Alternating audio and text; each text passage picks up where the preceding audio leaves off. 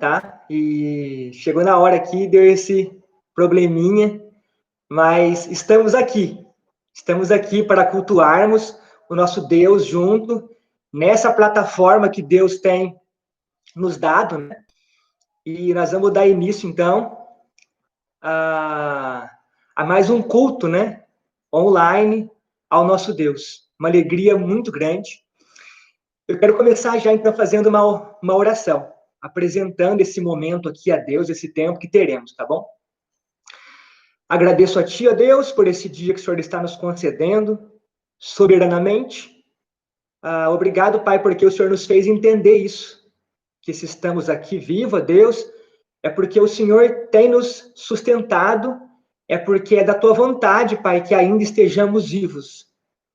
Pedimos, ó Pai, que o Senhor venha abençoar essa mensagem, que o Senhor venha abençoar a nossa comunidade, todos aqueles que estão aqui também, ó Pai, online, que não fazem parte da nossa comunidade, mas que fazem parte, ó Pai, da Tua comunidade, ó Deus. Eu louvo a Ti por essa manhã, por esse momento. Eu peço, Pai, que o Senhor venha acalmar o meu coração, que o Senhor venha me ajudar aqui, nesse momento, ó Deus, e que o Senhor possa falar conosco, Pai, através da Tua palavra já revelada, ó Deus. É assim que eu oro, grato a Ti, Pai, por tudo que tens feito em nossa vida. É em nome de Jesus, Pai, que eu oro. Amém. Meus irmãos, eu quero pedir para vocês já abrirem a palavra lá em 1 Pedro, tá? 1 Pedro, capítulo 2, nós vamos ler o verso 1 Pedro, capítulo 2, nós vamos ler o verso 9, tá bom?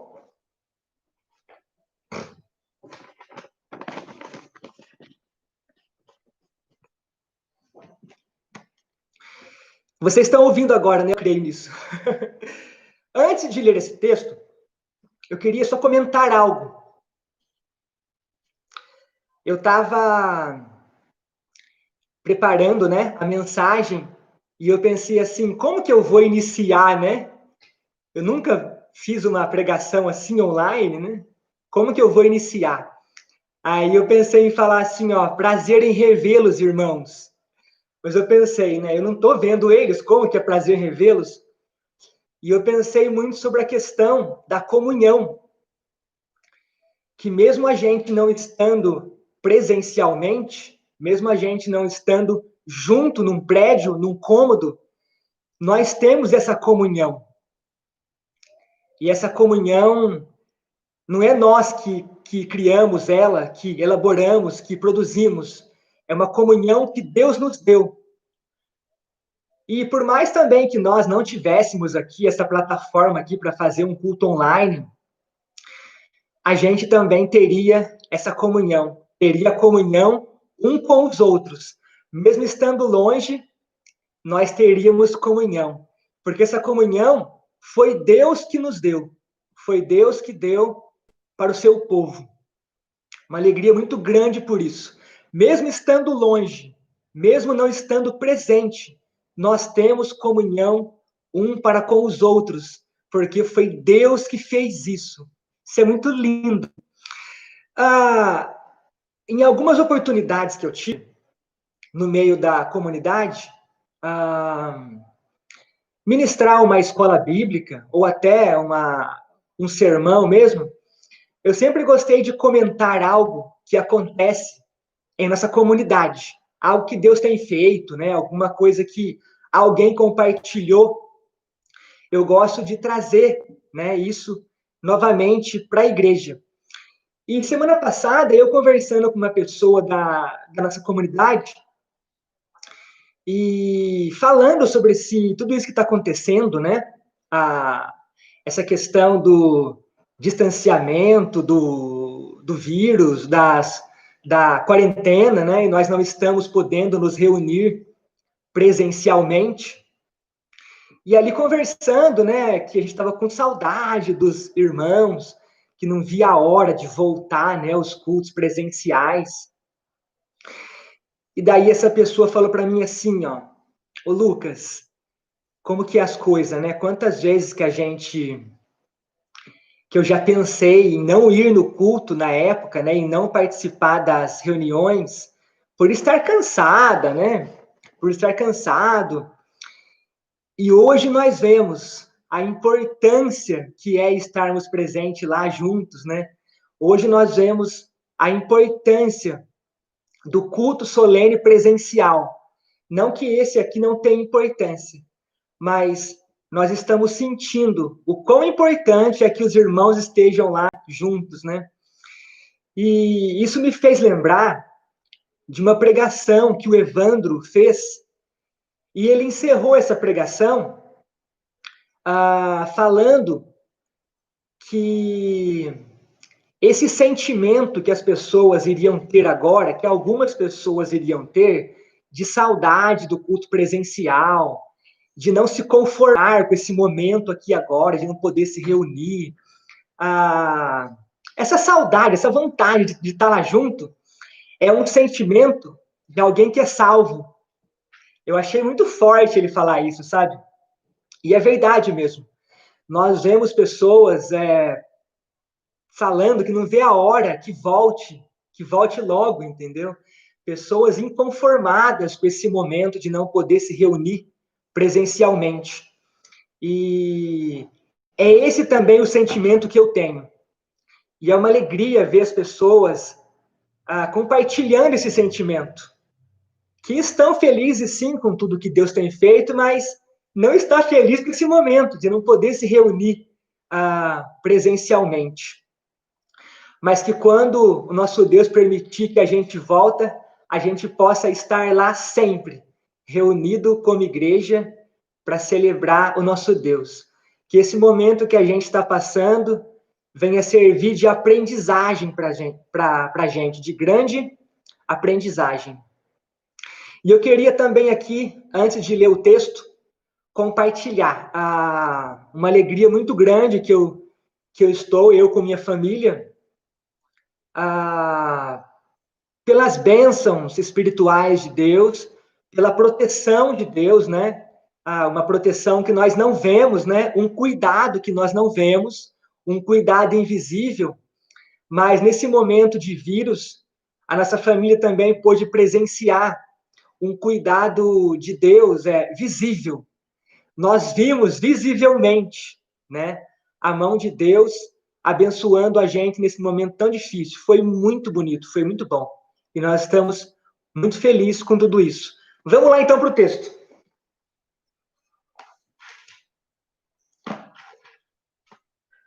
1 Pedro 2, nós vamos ler o verso 9.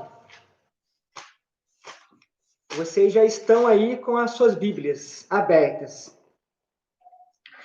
É um texto que vocês já conhecem, mas nós vamos aqui relembrar verdades bíblicas, porque nós somos bons, né, para esquecer essas verdades. Vamos ler aqui então, irmãos. 1 Pedro 2, verso 9. Vocês, porém, são geração eleita, sacerdócio real, nação santa, povo exclusivo de Deus, para anunciar as grandezas daquele que os chamou das trevas para a sua maravilhosa luz.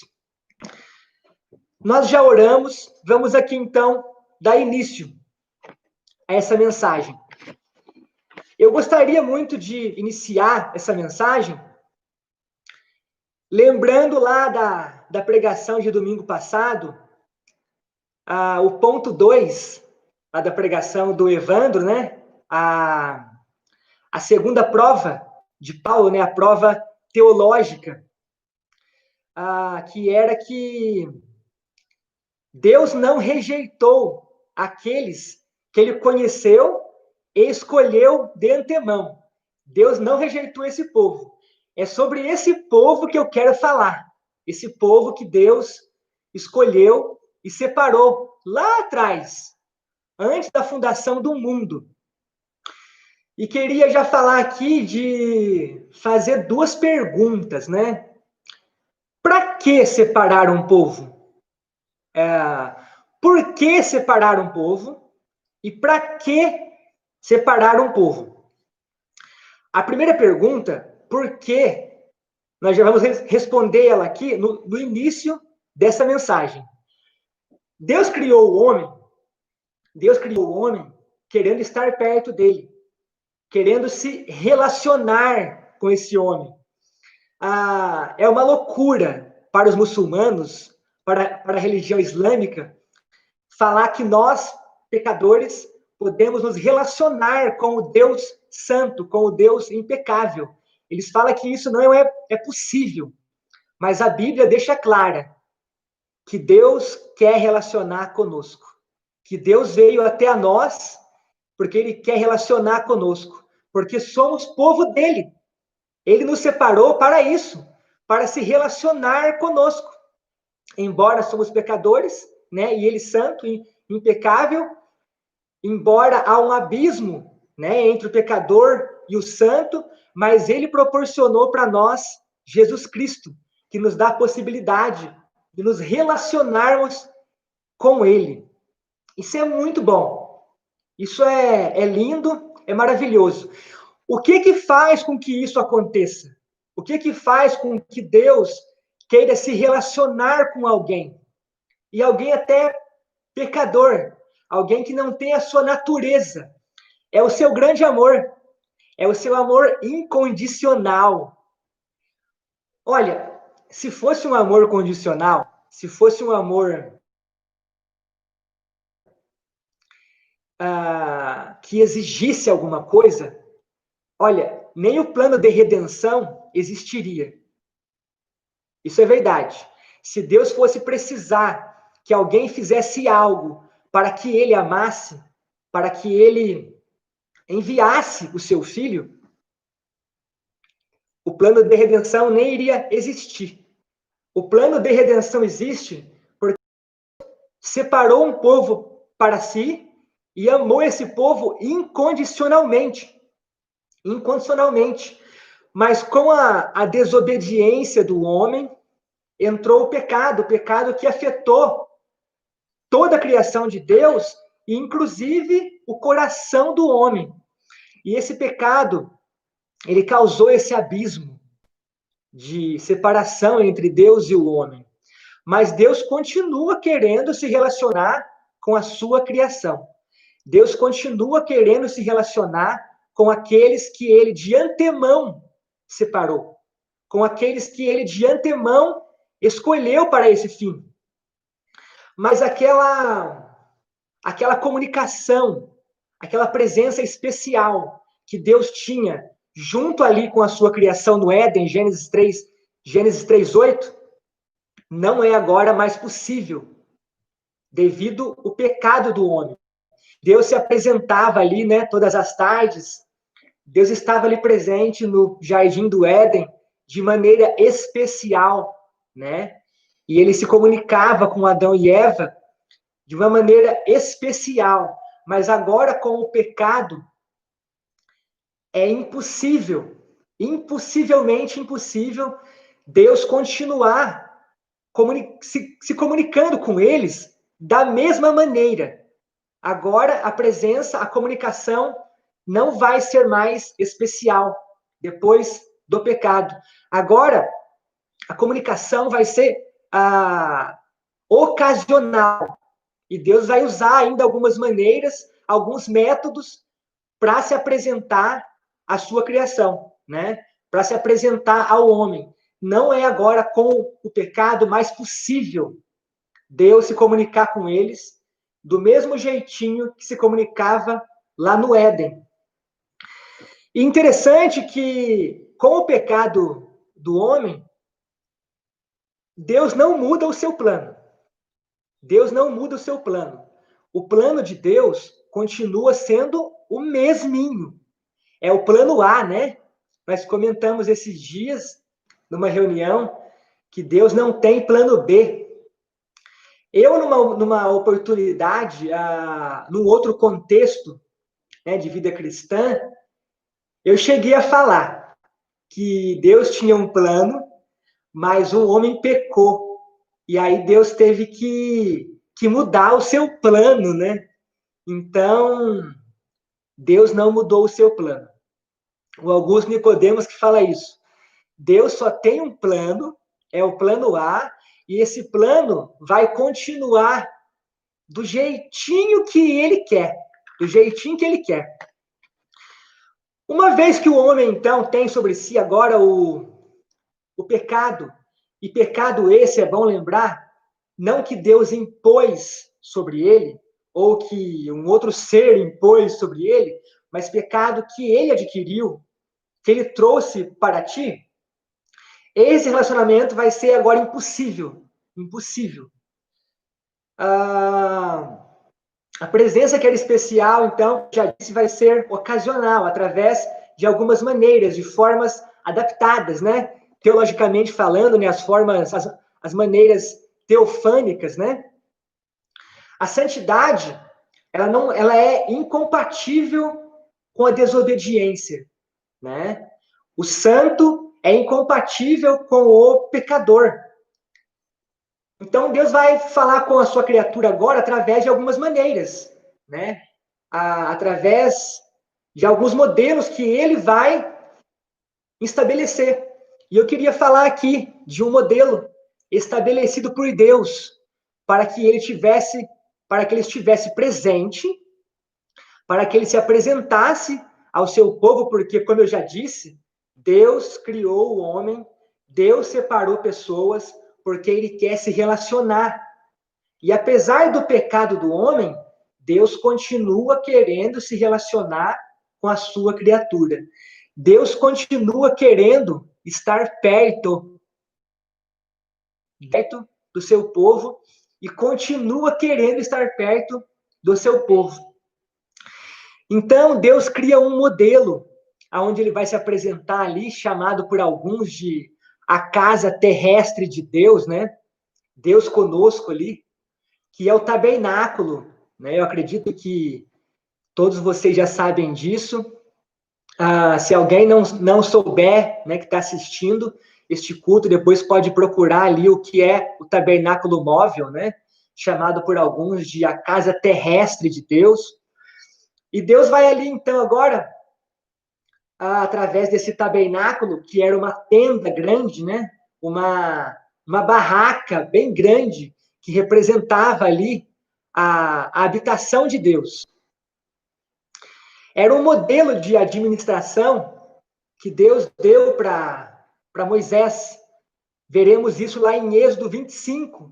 Deus chamando Moisés e Deus dá para ele, fala para ele como que seria então agora essa administração. Como que seria esse tabernáculo. E ali, o nosso Deus, como prometido em Êxodo 25:8, Deus promete para Moisés que nessa administração do tabernáculo que ele dá para Moisés, que ele dá para o povo, ele ia se fazer presente ali. A presença de Deus para com o homem não pode mais ser a mesma, como era no Éden. Mas agora, Deus querendo estar perto, ele estabelece aqui esse modelo do tabernáculo. E ele fala para Moisés fazer tudo certinho, que ele ia se apresentar ali a eles. Essa administração do tabernáculo, esse modelo que Deus dá para Moisés, é um modelo cheio de rituais específicos e especiais. Era um modelo que Deus ia mostrar. Deus ia mostrar através desse modelo como que Deus ia trazer de volta o seu povo.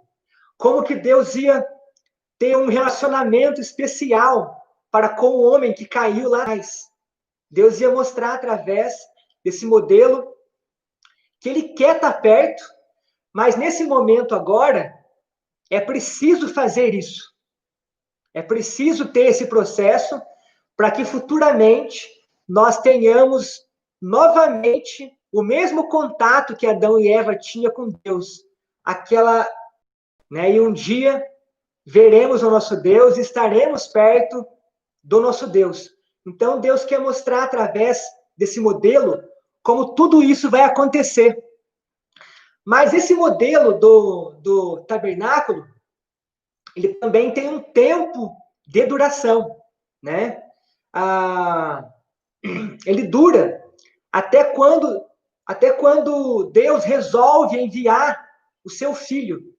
E lembrando também uma coisa que eu não falei aqui, essa administração do tabernáculo era um modelo de sombra, era um modelo de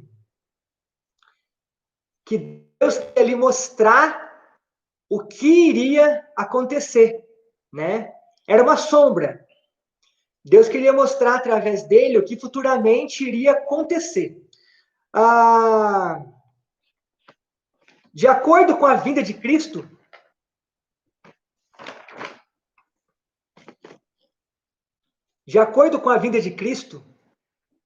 é a última vez que Deus fala soberanamente, exclusivamente e especialmente ao homem.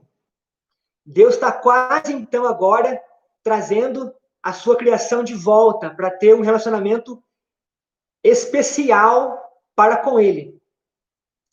E essa é a última vez que Deus fala ao homem, soberanamente, especialmente, especificamente. Nós podemos ver isso lá em Hebreus, capítulo 1, no verso 2, aonde fala ali que nos últimos dias, Deus veio até a nós na pessoa de Jesus Cristo. É a última revelação de Deus, né? O Messias enviado. Muitas religiões, né, têm os seus messias que vieram depois de Cristo, né? E eles falam que Deus enviou ali aquela pessoa, mas não. A última mensagem de Deus aos homens é Jesus Cristo. É o grito final de Deus. É o grito de Deus para que o seu povo retorne a Ele, para que tenha um relacionamento, aquele relacionamento que Deus queria desde o princípio, que um dia, futuramente, nós teremos. E Cristo, com a vida e com a morte de Cristo, ele conquista para nós, aquilo que era símbolo, aquilo que era sombra, quando eu falei do tabernáculo, agora Cristo concretiza tudo isso. Aquele momento que Cristo na cruz, né, está consumado, ou seja, tudo aquilo que mostrava que eu ia vir, agora não vale mais. Eu já vim. Eu queria explicar um pouquinho sobre isso. Ó. Imagina que você está na sala de um cinema, assistindo um filme que você gosta, de um ator que você gosta muito. E aí você ali está feliz, né, por estar assistindo aquele filme, está feliz por estar vendo ali aquele seu ator preferido, né, atuar. Mas quando vê, acende as luzes do filme ali, as luzes daquele ambiente, e aquele ator que você está ali assistindo, ele aparece ali ao vivo. Você imagina como que seria? Para tudo, né? As pessoas vão querer ver aquele ator, vão querer, né, tocar nele, vão querer conversar com ele, né? E é isso que aconteceu. Cristo veio. Então, tudo aquilo que mostrava que Cristo ia vir, todos os símbolos do Antigo Testamento, agora ele não tem mais valor, né? Por quê? Porque Cristo veio.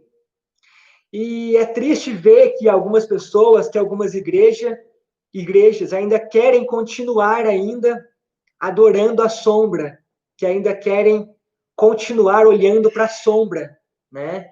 Continuar olhando para a tela do cinema ainda, né? E não percebendo que o ator está ali ao vivo, entendeu? Que Cristo já está entre nós. Aqueles símbolos, aquelas sombras, aquele momento foi importante, teve a sua importância, mas agora Cristo veio. E aquele modelo sacerdotal do tabernáculo não mais existe. Lá em Hebreus, nós veremos que quando muda-se, né, o sistema sacerdotal, quando muda-se o sistema de administração, todo o processo da lei muda. Né? Agora, Cristo é o sacerdote. Aquela administração que o sacerdote tinha ali o seu ofício para cumprir naquele tabernáculo, Cristo agora cumpre esse papel. Não precisa-se mais daquele processo. Cristo agora é o nosso sumo sacerdote.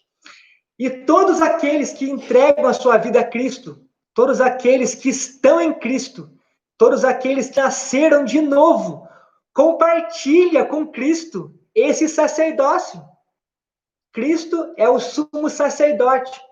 E nós que entregamos nossa vida a Cristo, nós que fomos até Ele pela fé, nós que fomos atraídos por Ele, né? Nós partilhamos desse sacerdócio. Então, nós somos sacerdotes. A igreja primitiva entendeu muito bem essa questão de que eles eram agora sacerdotes, de que eles partilhavam com Cristo, né, dessa bênção de ser sacerdote na terra. Mas, por um tempo depois, isso acabou morrendo, né? Como eu disse, a igreja primitiva tinha consciência disso e usou muito bem isso, essa questão do sacerdócio universal. Eles entenderam. Mas depois de um tempo, isso foi se perdendo. No século XV, Martim Lutero, né, o reformador, é um dos homens que levanta novamente essa bandeira, né, do sacerdócio universal de todos os crentes. Ele levanta essa bandeira e tem até uma frase de Lutero: como cristãos, nós somos sacerdotes real. Então, Lutero, na sua época, né, bateu muito firme em cima disso, né, porque estava sendo deturpado fortemente essa questão do sacerdócio universal de todos os crentes. Ele está ali num contexto, né, do catolicismo, aonde essa igreja, né, ela usava esse sistema de sacerdote como no Antigo Testamento, não entendendo o plano de redenção totalmente, não entendendo que aquele momento lá era um momento de sombra, mas que agora é a realidade. Cristo é a realidade de tudo aquilo. Então, Martim Lutero, ali, usado por Deus, ele vai levantar essa bandeira e ele vai falar: não existe o sacerdote ali, não existe separação. Todos nós somos iguais, uma vez que cada um tem seus dons e talentos e vai ali exercer alguns ofícios, né, diferentes, que Deus separou para isso, mas todos nós estamos no mesmo nível, sacerdotes de Deus, pecadores que compartilham com Cristo o sacerdócio.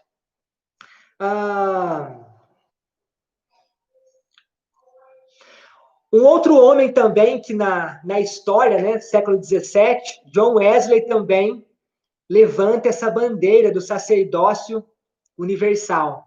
Porque, como eu já disse, isso vai se perdendo, né? Isso vai se perdendo. A igreja vai tratando de outros assuntos e vai deixando muitos assuntos bíblicos para trás. E esse é um assunto que foi sendo deixado de lado também. Essa questão essa doutrina do sacerdócio, né? Que todos nós somos sacerdote. E existiu um homem chamado na época, né, de leigo, né, que estava ali junto com o John Wesley, né, que era o pastor, um homem chamado Mixfield, acho que é isso mesmo, Mixfield. E ali Alguns dizem que o John Wesley vai ser ali o primeiro que começa a trabalhar com pequenos grupos, né? E como ia aumentando cada vez mais, Deus ia acrescentando as pessoas, os grupos iam também aumentando. E para liderar aqueles grupos, precisavam de líderes. E aí John Wesley foi levantando homens ali, né? Mas eram chamados de leigos, para pregar, para ensinar aquelas pessoas, né? Para discipular aquelas pessoas.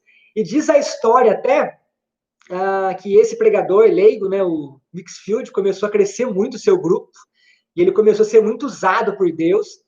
E diz a história que John Wesley ficou meio enciumado, porque o Mixfield já estava ali pregando, né, para um monte de gente, e John Wesley ainda tinha na mente dele, ali em seu coração, essa ideia deturpada do sacerdócio, né, de que quem podia pregar era ele, não um leigo, né? E aí diz a história que o John Wesley quer impedir que o Mixfield, né, pregue da forma que ele está pregando. E diz a história que Susana Wesley, a mãe de John Wesley, essa mulher que teve uma participação muito grande na história, que Deus usou muito, ela fala para ele assim, ó, não repreende ele não, porque ele é igualzinho a você. Ou seja, ele também é um sacerdote, né? E achei muito legal essa história. E como vocês podem perceber, né? Eu também estou aqui levantando essa bandeira do sacerdócio universal de todos os santos. Um assunto bíblico, uma verdade bíblica, que as igrejas têm que falar mais sobre isso.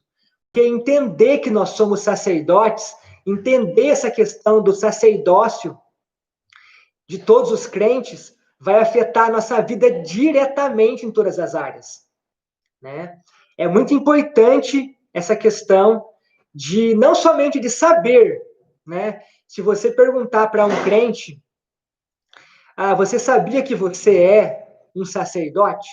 Que você partilha com Cristo, né? O sacerdócio, por você ter recebido ele como seu Senhor, por você ter nascido de novo? Não, eu sou sim um sacerdote.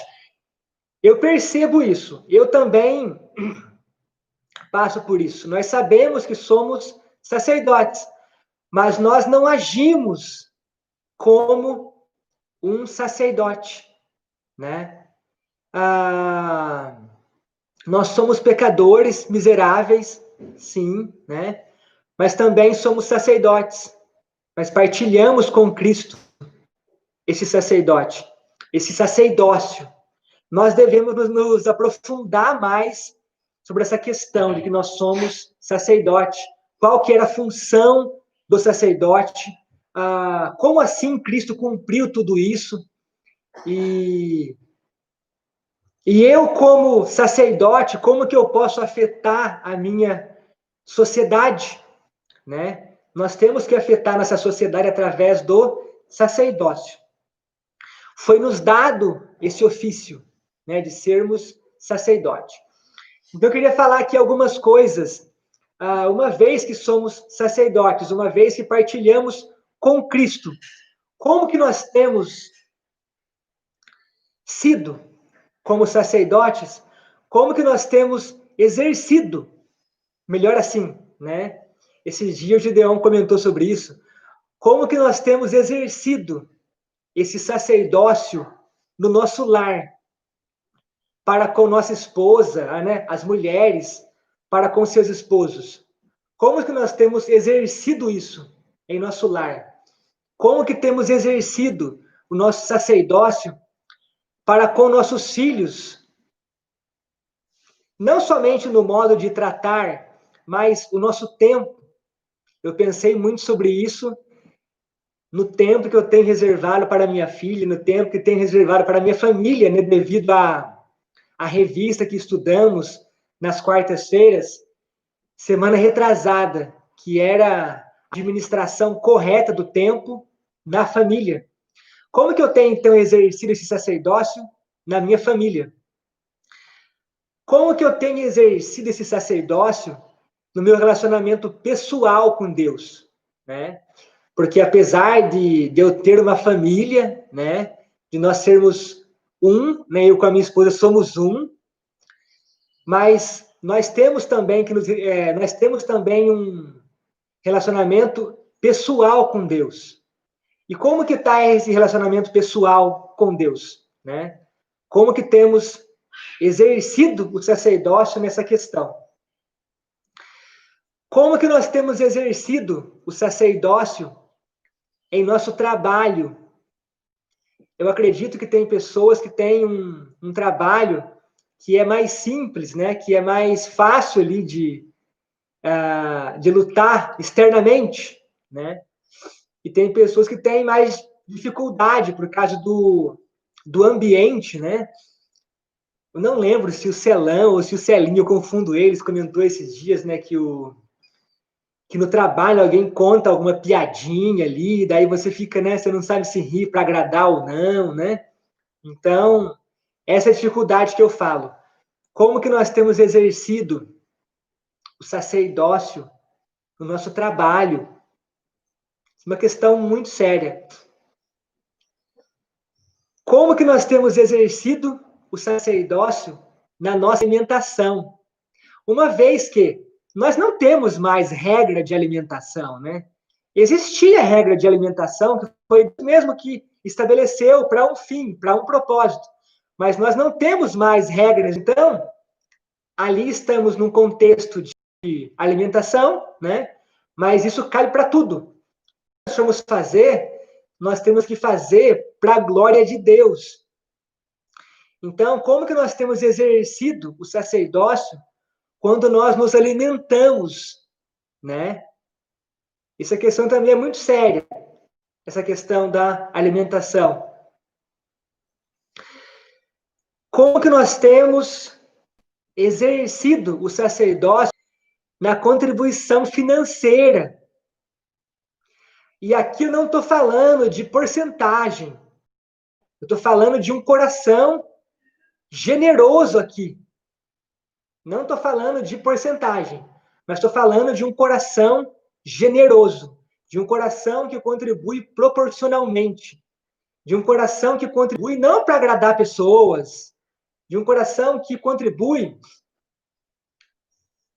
nem para agradar a própria igreja, mas que contribui para agradar a Deus, que contribui entendendo o que é a igreja, para que existe a igreja, para que serve aquele dinheiro. Uma pessoa que contribui, contribui pronto. Ela não fica preocupada que ela dá tanto, ela contribui com X, e o outro não dá aquele X que ela dá. Ela não está preocupada com isso. Se o outro dá, não, ela contribui, porque ela entende que esse é um método que Deus usa para abençoar a terra, a sua igreja. Aprendi com o Bruno essa. A contribuição é um método que Deus decidiu que tivesse para que abençoasse a igreja, para que abençoasse pessoas, né? Como que você, então, tem contribuído com Deus, tem exercido o sacerdócio nesta área da vida? Lembrando aqui que a área da contribuição é uma área igual a todas as áreas, né? Algumas pessoas vão dizer que a contribuição, né, é a área mais difícil. Todas as áreas, nós temos que ter um coração voltado a adorar a Deus. Eu posso contribuir bastante e posso não reservar meu tempo também para Deus. Vou estar pecando a mesma coisa. Eu posso contribuir bastante, eu posso contribuir lá com uma porcentagem que eu julgo ser a correta, mas eu posso chegar nas reuniões atrasado, exemplo. Nas duas, eu vou estar desagradando a Deus do mesmo jeito, né? É aquela ideia de que não existe pecadinho e pecadão, né? Não existe maneira mais forte ou mais fraca de desagradar a Deus, mas existe o desagradar a Deus, né? Outra coisa também, como que nós temos usado o nosso dinheiro para contribuir também fora da igreja. Porque existe, né, uma cultura de que eu levo lá o meu dinheiro na igreja e agora está tudo certo. Não. Nós também temos que ajudar pessoas, né? Como o Jean diz, estou citando bastante pessoas aqui agora. Como o Jean diz, né? Que ele aprendeu. O dinheiro para nós contribuirmos com a comunidade e para com as pessoas, para com os pobres, para com o necessitado, já está em nossas mãos, tá? Já está em nossas mãos. Eu falei isso porque existe uma cultura muito forte. Eu pensava também assim, que eu levo lá o meu dinheiro na igreja e depois tá tudo certo. Não é assim, tá bom? Como nós temos, como sacerdotes, contribuído na comunidade agora, não mais na questão financeira, nos serviços, nas ajudas. Como que nós temos contribuído com o nosso sacerdócio na vizinhança nossa, na nossa rua? Como que tem sido a nossa contribuição? Nós temos ido até as pessoas, nós temos vivido uma vida cristã intencional. Nós saímos na rua, nós vamos no mercado, nós vamos na casa de alguém intencionalmente, aquela intenção legítima, né, de levar Cristo para as pessoas, de representar Cristo lá fora. Nós temos tido essa Cristo lá fora, né, para levar Cristo para as pessoas. Como nós temos exercido então esse sacerdócio que nós compartilhamos com Jesus, né, uma vez que fomos até ele, com nossas vestes. E aqui não vale somente para a mulher, né, mas vale também para o homem. Como que nós temos compartilhado? Como que nós temos exercido o nosso sacerdócio através de nossas vestes? Dentro da igreja, fora da igreja, aonde nós estivermos. Uma questão também muito forte, essa questão das vestes. Agora, um tema atual, né? Como temos exercido o nosso sacerdócio nas redes sociais, através de nossas postagens, nossos escritos, as fotos, né? Nossas postagens são postagens de um sacerdote de Deus? Essa questão também é muito, muito forte. Qualquer descuido ali, né? E para encerrar quase aqui, como temos exercido o sacerdócio na vida das pessoas que passam por nossas vidas, né? Olha aqui. Eu estava pensando esses dias, quanta gente que passou na minha vida até hoje. É muita gente. Eu tive percebendo que teve pessoas que passou pela minha vida e simplesmente passou, né? E graças a Deus, de um tempo para cá, eu tenho me esforçado muito para que as pessoas que passem pela minha vida, eu deixe ali a mensagem do Evangelho. Porque eu percebi já faz tempo uma coisa na minha vida, que a vida muda e aquela pessoa que está ali, fazendo parte da sua vida naquele momento, ela vai talvez para outro lado. Então eu preciso ali deixar a mensagem do Evangelho. Eu preciso ali fazer com que aquela pessoa, ela fale um dia. Nossa, eu passei na vida do Lucas e ele me deixou essa mensagem aqui, ó. É triste você ver, né, alguns testemunhos, né, de pessoas, assim, de terceiros, que pessoas trabalhavam com ela, que convivia com ela e não sabia que ela era crente, porque a pessoa não falava nada, ou seja, não exercia ali a função do sacerdócio, né, que é ser um mediador. Nossa função na Terra é a função de um mediador. Por quê? Entre o pecador e Deus, existe nós que Deus separou para levar para ele ali a mensagem. Nós estamos mediando, né? Nós levamos ali a mensagem para o pecador. Nós temos a chave de acesso para o céu, que é Jesus Cristo. Então, Deus nos usa ali para mediar, para levar para o pecador a mensagem do Evangelho. E essa é a nossa função. É a função do sacerdote. Olha, já encerrando, eu espero que vocês tenham entendido. Eu vou resumir aqui um pouquinho do que eu quis dizer. Eu fiz uma pergunta lá no início da pregação. Por que separar um povo?